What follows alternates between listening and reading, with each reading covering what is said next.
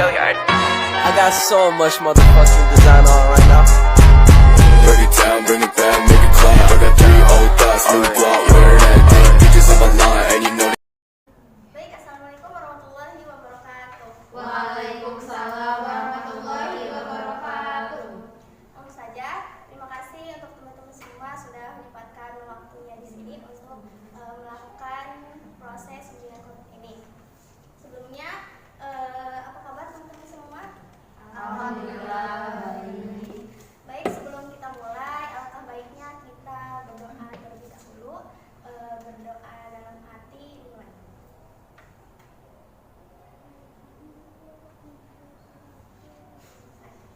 Oke, di sini kan kita belum pada kenal nih satu sama lain. Saya punya permainan.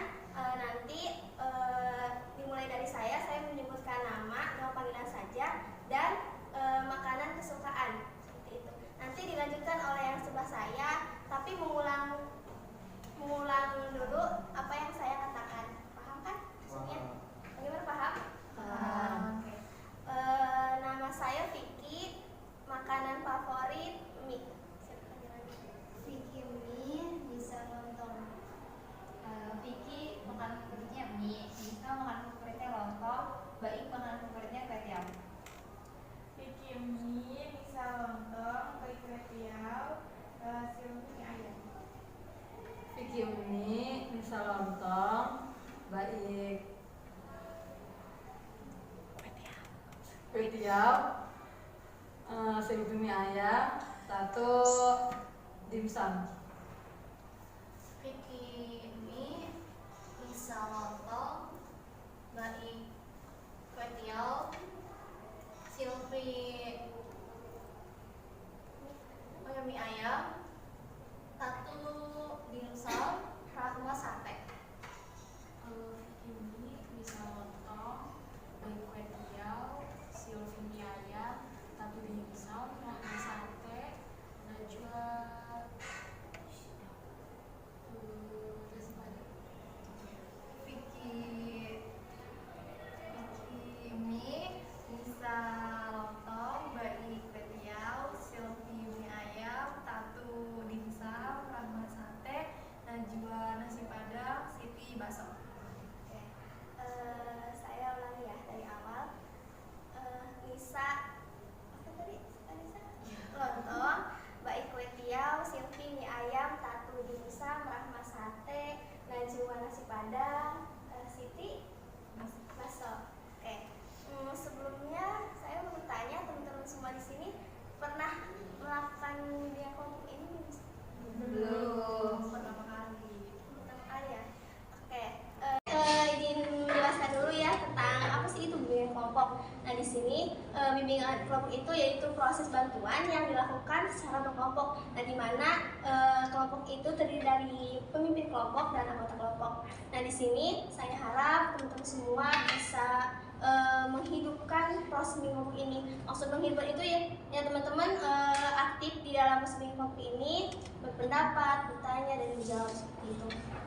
Nah, teman-teman jangan khawatir.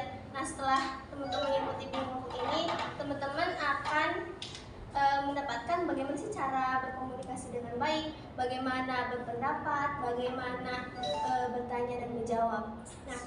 Nah, di sini ketika teman-teman sudah tidak melakukan bimbingan kelompok, nah ketika teman-teman mempunyai masalah, nah saya harap teman-teman semua bisa mengetaskan masalah itu sendiri. Jadi tanpa adanya bantuan orang lain, karena teman-teman semua sudah melakukan proses bimbingan kelompok ini. Nah, di sini ada yang namanya asas-asas. Yang pertama itu asas keterbukaan. Nah, di sini teman-teman saya harap secara terbuka dan sukarela melakukan proses bimbingan kelompok ini tanpa adanya paksaan dari orang lain.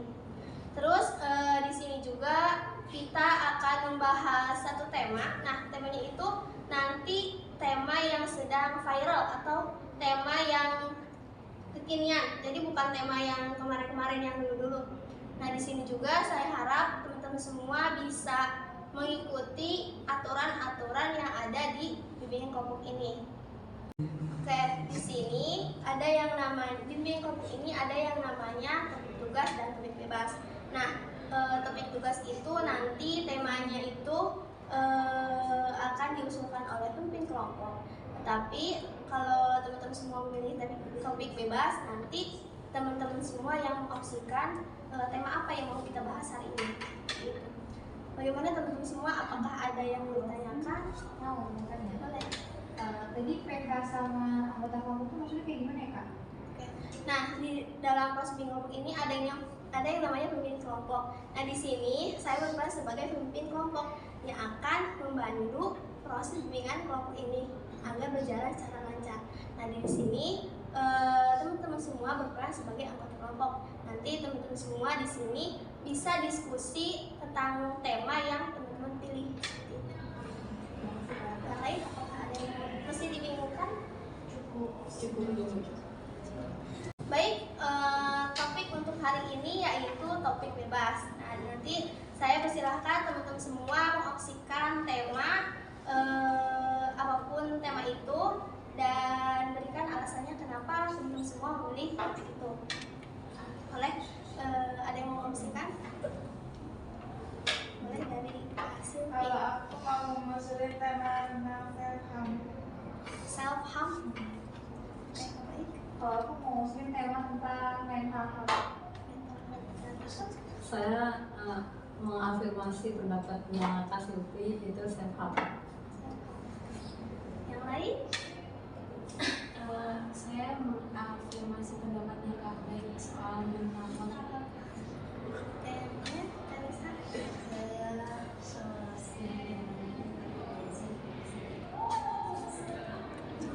Saya setuju dengan Kak Baik. Saya setuju sama pendapatnya Kak Baik. Oke, berhubung kita kebanyakan mengafirmasi dari Kak Baik tentang mental health, maka tema yang mau kita bahas hari ini yaitu tentang mental health. Oke, untuk Kak Baik silahkan paparkan alasannya kenapa Kak Baik memilih tema tentang mental health. Mental health itu kesehatan mental itu mungkin lagi ramai ya dibicarakan sekarang, kayak banyak banget orang yang menggembar-gemborkan tentang isu kesehatan mental gitu kan. Nah, menurut teman-teman sendiri penting gak sih mental health itu?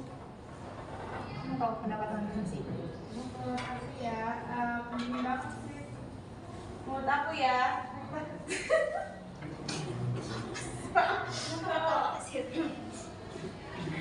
Menurut aku ya, mental health itu ya sangat penting banget, apalagi di zaman Gen Z gini. Saya juga sangat penting karena kita kan menjalani kehidupan kan harus dengan badan yang sehat dan mental yang sehat, karena kedua aspek tersebut sangat banget berkaitan. Kalau aspek tersebut ada salah satu yang tidak tercukupi, maka kita akan terganggu gitu aktivitas sehari-hari. Izin bertanya dong, gimana sih caranya agar mental kita sehat gitu tuh?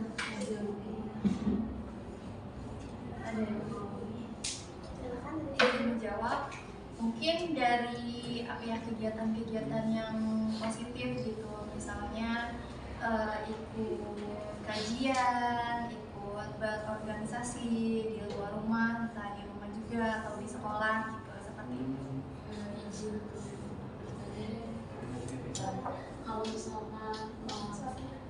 Kalau misalkan malah dari kegiatan-kegiatan kayak gitu yang bikin kita hidup dengan penyakit mental kayak gimana? Kayak misalkan kita ikut organisasi di luar kayak gitu terus malah Izin yang masuk. Menurut Kak Najwa kan tadi bilang, bagaimana sih kalau kita tadi kan Kak Siti berpendapat mengikuti hal-hal yang positif seperti berorganisasi kan, tapi menurut sanggahan Kak Najwa, bagaimana kalau organisasi tersebut membuat kita kesehatan mental kita terganggu gitu? Yang membuat kesehatan kita terganggu. Iya kan? Sampai ikut organisasi. Benar. Mungkin dari awalnya gitu, Kak Najwa itu berpikir terlebih dahulu sebelum masuk organisasi tersebut. Apa konsekuensinya, apa benefit yang Kak Najwa dapat nantinya. Menurut saya begitu. Jadi sebelum masuk ke organisasi itu kita pikiran bikin dulu. Iya. Tapi ada ya beberapa orang kayak yang nggak bisa manage waktu gitu, kayak organisasi sama kayak tugas kuliah juga, kan itu kan bikin mental kita juga ini ya. Iya. Ya maksudnya di satu sisi ada yang emang organisasi itu sebagai obat agar tidak terkena mental health, tapi di satu sisi juga ada mahasiswa yang ikut organisasi tapi tidak bisa memanage waktu dan akhirnya dia terkena mental health, kayak pusing, kebanyakan tugas, depresi. Iya, depresi. Gimana? Yang lain? Tadi kan Nisa bertanya ya, gimana sih biar kita nggak kena mental health-nya? Menurut pendapat saya mah mungkin kita jangan banyak-banyak overthinking sih. Kita jalanin aktivitas yang kita lakuin tuh ya biar jalan aja gitu. Mungkin emang sulit ya buat kita semua biar nggak overthinking itu emang sulit, tapi kita harus bisa berpikiran positif bahwa Kita bisa. iya, bahwa kita bisa gitu. Tapi sulit nggak sih kayak overthinking tuh nggak bisa gitu, kayak ada aja di pikiran gitu. Gimana sih maksudnya? Ada nggak sih tips biar nggak overthinking gitu? Karena saya sendiri ya, dimulai dari tugas, saya tuh tipikal orang yang kalau ada tugas itu overthinking. Itu bagaimana sih maksudnya? Agar tidak berlebihan. Bagaimana pendapat Kak Silvi tentang apa yang dibicarakan oleh Kak Tatu tentang overthinking tadi? Mungkin ya, kalau menurut saya mungkin kalau overthinkingnya kayak karena itu ada baiknya juga ya, karena tentang tugas kita gitu. Tapi kalau cara berlebihnya juga nggak baik juga gitu ya bagi kesehatan kita. Nah, maksudnya mau nanya nih, gimana kalau overthinkingnya itu gara-gara sama orang gitu loh? Kayak dari omongan orang. Iya, nah kalau dulu tuh tipikal orang yang abisnya kita bisa ngelakuin sesuatu nih. Nah itu sih bikin orang itu nanti bakal salah ya ngomongin gak gitu loh, tipikal orang kayak gitu. Nah gimana cara mereka itu juga bisa di kesehatan buat Iya, masuk. Tadi kan Kak Silvi ngomong tentang overthinking kita itu terhadap orang, dan itu akan berdampak kayak kita mikir tuh, nanti mereka ngomongin nggak ya, mereka marah nggak ya gitu. Nah, menurut saya yang pertama kita obrolin. Saya ini ajak komunikasi sama orang tersebut, ngobrol kembali, ngelihat dari responnya bagaimana. Nah, kalau responnya itu berbeda, pasti mereka itu marah dong sama kita, pasti kan. Nah, sebaiknya kita melakukan minta maaf, menurut saya. Iya, biar tidak overthinking. Gimana pendapat Kak Siti? Walaupun nggak salah juga. Iya. Jadi kalau gitu setiap kita habis ngobrol nih sama teman misalkan ya, baik ngobrol sama Kak Tatu gitu, terus selesai ngobrol, maaf ya mau tadi baik enak pas salah gitu. Iya, kalau menurut itu Kak Baik mikir, saya tadi menyakiti Tatu nggak ya, gitu kan? Pasti overthinking kan pikiran-pikiran yang belum tentu itu gitu, belum tentu gitu tuh pikiran tersebut. Kalau menurut Kak Baik berpikir, tadi saya menyakiti hati Kak Tatu nggak ya? Maka sebaiknya Kak Baik nggak langsung minta maaf, interaksi terlebih dahulu. Nah, responnya bagaimana? Begitu. Nah, kalau responnya berbeda, kayak seperti ya cuek atau gimana, nah Kak Baik baru minta maaf. Gitu. Gimana pendapat yang lain? Dari Kak Siti? Boleh? Kalau dari saya sendiri setuju sama tertentu yang ngomongnya gitu ya. Makanya kita ini dalam berbicara gitu ya, usahakan kita saring dulu nih apa yang kita bakal kita omongin ke orang lain seperti itu. Jangan sampai teman kita nih tersakiti sama omongan kita gitu, sehingga menyebabkan yang namanya sakit hati seperti itu. Izin bertanya dong, ada gak sih kaitannya, hubungannya mental health sama hubungan kita sama Tuhan? Gimana itu? Maksud kayak sekarang itu Misalnya kayak orang yang punya penyakit mental tuh bener gak sih dia tuh sebenarnya jauh sama Tuhannya, apa walaupun dia dekat dia tetap bisa kena penyakit mental juga?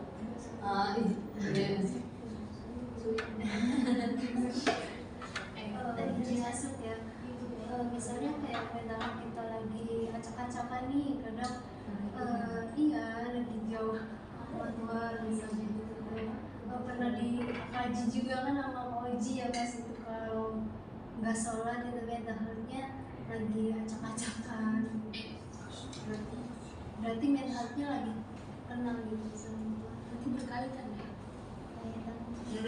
menurut baik ya. Kalau misal kita kan sebagai umat beragama ya, tapi kan teman-teman percaya dengan Tuhan kan. Ya berarti teman-teman kalau misalnya lagi jauh gitu, kata Kanisa yang mengatakan Kanisa lagi jauh sama Tuhan ya, kalau misalnya kita lagi acak-acakan, kita lagi ngerasa nggak sehat ya, berarti kita sedang jauh sama Tuhan. Kalau misalnya kita lihat secara pandangan agama gitu ya. Tapi kalau misalnya ada kan beberapa orang yang mungkin nggak percaya sama Tuhan gitu kan, nah itu nggak bisa jadi patokan kalau misalnya dia lagi kena mental, terus dia jauh sama Tuhan gitu. Sedangkan kan dia aja nggak percaya sama Tuhan. Itu sih menurut saya. Mungkin ada teman-teman pendapat yang lain. Iya, saya juga sependapat dengan Kanisa tadi. Emang ada hubungannya antara mental health dengan hubungan Tuhan. Mental health itu bisa diibaratkan dengan iman kita gitu. Kalau iman kita sedang turun, kita kan pasti bakal ngelakuin yang menurut Allah itu dilarang, gitu kan. Nah, kalau mental health kita juga lagi terganggu, pasti hal-hal yang dilarang oleh Allah Subhanahu Wa Taala gitu, pasti kita lakuin. Oke, bagaimana tanggapannya Kak Rahma menurut pendapat Kak Tante? Benar sih, ada kaitannya juga dengan mental. Lain? Tapi izin masuk. Tapi ada beberapa orang juga sih kayak mentalnya lagi weak, tapi lebih deket ya sama Tuhan gitu tuh, kayak banyak-banyak doa gitu. Kenapa sih saya gini? Iya, berarti tergantung orangnya. Iya, kembali lagi ke orang itu tuh. Izin masuk. Nah, iya ini juga berkaitan ya, mungkin dari koreksi ya kalau misalnya saya salah.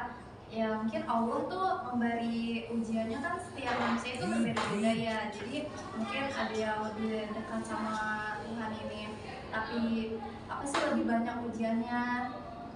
Terus misalkan sebaliknya gitu ya.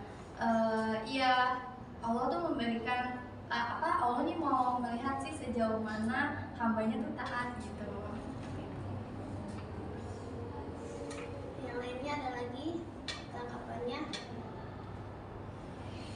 Iya, terkadang saat kita sedang sedih, saat kita sedang mental kita sedang terkena, pasti ada orang juga yang kayaknya saya butuh pendekatan sama Tuhan. Nah, dari situ orang tersebut bisa lebih taat lagi gitu tuh sama sholatnya, lebih tepat waktu, malah ngajinya juga malah rajin gitu. Jadi menurut saya itu beda-beda orang ya kalau menurut saya. Sebelum kita akhiri pembahasan ini, saya mau satu orang menyimpulkan tentang mental health tadi. Boleh siapa aja? Izin masuk. Satu. Menurut saya mental health itu kan kesehatan mental. Kesehatan mental itu sangat penting bagi setiap manusia karena dalam menjalani aktivitas sehari-harinya kita memerlukan mental health yang benar-benar sehat gitu, dan kesehatan fisik yang sehat karena kedua aspek tersebut sangat berkaitan. Menurut saya cukup. Bisa dipahami ya teman-teman semua. Nah, untuk pertemuan ini saya mau teman-teman semua memberikan pesan dan kesannya semua orang ya. Mulai dimulai dari Kanisa. Pesan dan kesan hari ini cukup seru. Intinya selalu jaga mental kita, jaga kesehatan. Pesan-pesannya kita jadi nambah pengetahuan baru ya dengan adanya bimbingan kelompok yang Kak Vicky buat ini. Seru sih bisa kenal sama teman-teman baru juga. Dari kasih silahkan. Bahagia banget ya bisa ketemu kalian. Si gaya nambah wawasan juga kayak Bapak itu selalu jaga kesehatan mental. Dari kakak tuh Kesannya hari ini tuh sangat seru. Terus kesannya jangan lupa sholat biar tetap sehat. dari kakak pesan-pesannya. Pesannya seru bimbingan kelompoknya. Pesannya itu tetap menjaga kewarasan. Oke, baik. Dari Kak Najwa. Kesannya Kesannya biasa aja. Oke. Pesannya Jangan lupa jaga hubungan kita sama Tuhan. Ya, Insya Allah. tetap waras ya. iya. Oke. Dari Kak Siti. Kesannya bimbingan kelompok hari ini seru ya, saya jadi tahu pendapat dari teman-teman semua. Terus pesannya sependapat sama Kak Najwa, tetap jaga hubungan sama Tuhan. Oke, dalam pembahasan tadi masih ada 2 tema yang mau kita bahas. Nah, itu tuh kesempatan kita mau dibahas sekarang, dilanjut atau mau dibahasnya minggu depan. Minggu depan ya, semuanya sepakat. Oke, terima kasih untuk teman-teman semua atas waktunya. Saya tutup dengan membaca hamdalah. Alhamdulillahirabbil alamin. Assalamualaikum.